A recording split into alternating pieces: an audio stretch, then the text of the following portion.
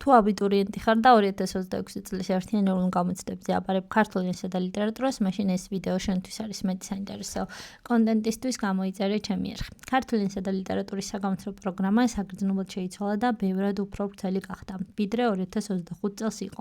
ენის ნაწილი უცვლელია, მაგრამ ლიტერატურაში ნამდვილი რევოლუციური ცვლილებები მიმდინარეობს. ელყობა შარშანდელი ჩვენი პროტესტი ისმინეს და რაღაცები დაამატეს და კი არ დააბრუნეს და ამატეს კიდეც. საკმაოდ დიდი ცვლილებებია, მაგალითად დაბრუნდა ისეთი ნაწარმოებები, როგორც არის ილია ჭავჭავაძის განდეგილი, ვაჟა-ფშაველას ბახტრიონი და ალექსანდრე ყაზბეგის ხევისფერი კოჩა.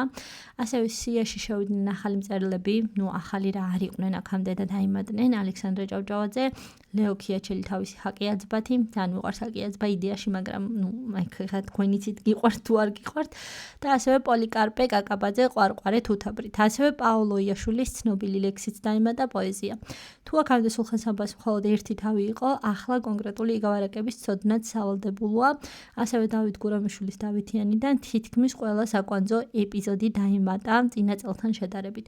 პოეზიის ნაწილშიც არის საკმაოდ დიდი ცვლილებები, თითქმის მასალა გაორმაგდა, ბარათაშვილის ილიასა და აკაკის ლექსების რაოდენობა გაცილებით მეტია, ვიდრე იყო მაგალითად შარშან, ასევე დაიმატა ვაჟა-ფშაველას გენიალური პუბლიცისტური წერილები, კოსმოპოლიტიზმი და პატრიოტიზმი. მოკლედ 2026 წლის ქართული ენისა და ლიტერატურის პროგრამა საგრძნობლად შეიცვალა და პრინციპში შეიძლება ითქვას, რომ გართულდა კიდეც შესაბამისად აბიტურიენტებს უფრო მეტი სამუშაო გექნებათ. პროგრამა შეგიძლიათ ნახოთ გამოცდებისა და შეფასებისა და გამოცდების ეროვნული ცენტრის ვებგვერდზე, ან შეხვიდეთ Nike-ის Facebook გვერდზე, ისევ შეფასებისა და გამოცდების ეროვნული ცენტრის Facebook გვერდზე და პირველივე პოსტი არის ამასთან დაკავშირებით. მე ვარ მენაბდა მასწავლებელი, მეტი საინტერესო ვიდეოსთვის გამოიწერე ჩემი არხი.